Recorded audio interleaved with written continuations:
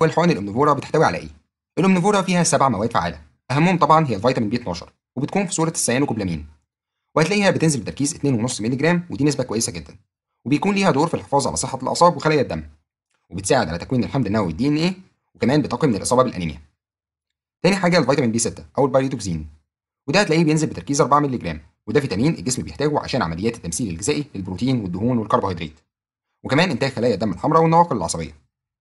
كمان موجود الفيتامين بي 9 أو الفوليك أسيد، وده بينزل بتركيز 1000 مايكرو جرام، والفوليك بيساعد في تكوين خلايا الدم الحمراء اللي بتشيل الاكسجين للجسم وبتساعد في انتاج الحمض النووي الدي ان ايه.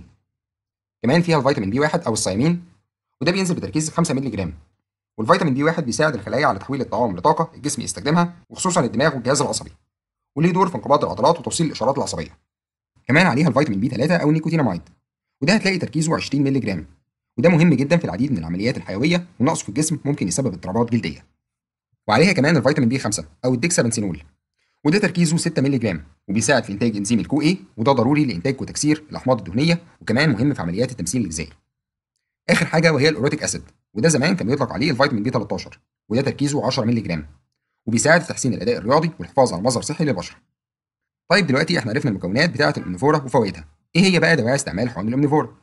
طبعا في الاساس بتستخدم للعلاج والوقايه من نقص فيتامينات ب، زي حالات التهاب الاعصاب عموما وخصوصا مرضى السكر، وكمان حالات الانيميا وفقر الدم، وبرضه مفيده لمرضى الكبد لانها بتخلص الكبد من السموم الموجوده فيه، وبتساعده على تكوين خلايا جديده، وكمان مفيده للناس اللي بتعاني من رعشه وتنميل في الاطراف.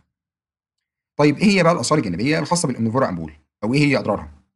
اول حاجه ممكن تسبب الم او تورم او حكه في الجلد مطرح الحقنه، كمان بتسبب شعور بالغثيان والقيء، وفي بعض الحالات اشتكت من اسهال بعد استعمالها، وفي بعض الناس اشتكت من دوخه وصداع بعد استعمالها. لكن خد بالك لو حصل نوع من انواع الحساسيه بعد استعمالها، زي طفح جلدي او حكه او صعوبه في التنفس او عدم انتظام لضربات القلب، فوقتها لازم توقفها فورا وترجع للطبيب المعالج عشان يغيرها. كلام جميل، ايه هي بقى جرعه الامنيفورا امبول او نستعملها ازاي؟